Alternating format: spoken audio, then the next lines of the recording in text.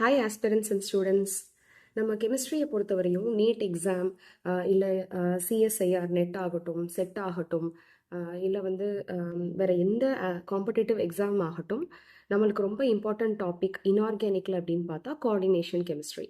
அந்த கோஆர்டினேஷன் கெமிஸ்ட்ரியில் நம்ம நீட் கெமிஸ்ட்ரிக்கு இந்த இம்பார்ட்டன்ட் டாபிக்ஸை மட்டும் நம்ம கவர் பண்ணாலே we can easily score the marks. இப்போ கோஆர்டினேஷன் கெமிஸ்ட்ரியில் ஃபர்ஸ்ட் என்னன்னா நாமன்கிளேச்சர் அண்ட் பேசிக்ஸ்.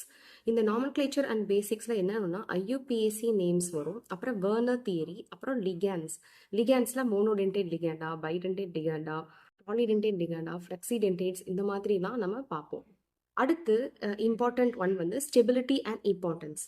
இந்த ஸ்டெபிலிட்டி அண்டோட இம்பார்ட்டன்ஸில் என்னென்னலாம் வருதுன்னா இஏஎன் ரூல், இது வந்து effective atomic number rule, அப்புறம் கலர் ஆஃப் த காம்ப்ளெக்ஸ், இது ரொம்ப ரொம்ப இம்பார்ட்டன்ட். எல்லா எக்ஸாம்ஸ்லையுமே ஒரு கலரை கொடுத்து இது எந்த வேவ் லென்த்தில் அப்சர்வ் ஆயிருக்கும், இல்லை இது என்ன கலரை வந்து எமிட் பண்ணியிருக்கும், இந்த மாதிரி கொஷின்ஸ் நீங்கள் நிறைய பார்க்கலாம்.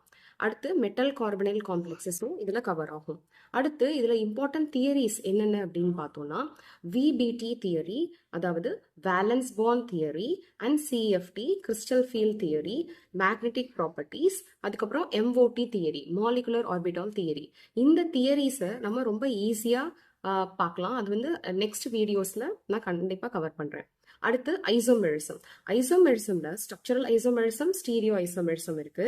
இப்போ இந்த ஸ்டீரியோ ஐசோமெரிசம்ல இம்பார்ட்டன்ட் ஜியாமெட்ரிக்கல் ஐசோமெரிசம், அதாவது சிஸ்ஸா, டிரான்ஸா, ஃபேசியல், மெரிடோனியலான்னு கேட்பாங்க. அண்ட் ஆப்டிக்கல் ஐசோமெரிசம், மொத்தமாக how many stereo isomers R possible, இல்லை எத்தனை ஜாமெட்ரிக்கல் ஐசோமெரிசம் பாசிபிள், இல்லை எத்தனை ஆப்டிக்கல் ஐசோமெரிசம் இஸ் பாசிபிள், இல்லை இந்த காம்பவுண்ட் வந்து ஆப்டிக்கலி ஆக்டிவா இல்லையா, இந்த மாதிரி எல்லாமே இந்த கோஆர்டினேஷன் காம்பவுண்ட்ஸில் உள்ள ஸ்டீரியோ ஐசோமெரிசம்ல கவர் ஆகும். அடுத்து இதில் வேற என்ன நம்ம இம்பார்ட்டண்ட்டாக பார்க்கலாம் அப்படின்னா ஹைப்ரிடைசேஷனும் ஜியாமெட்ரியும்.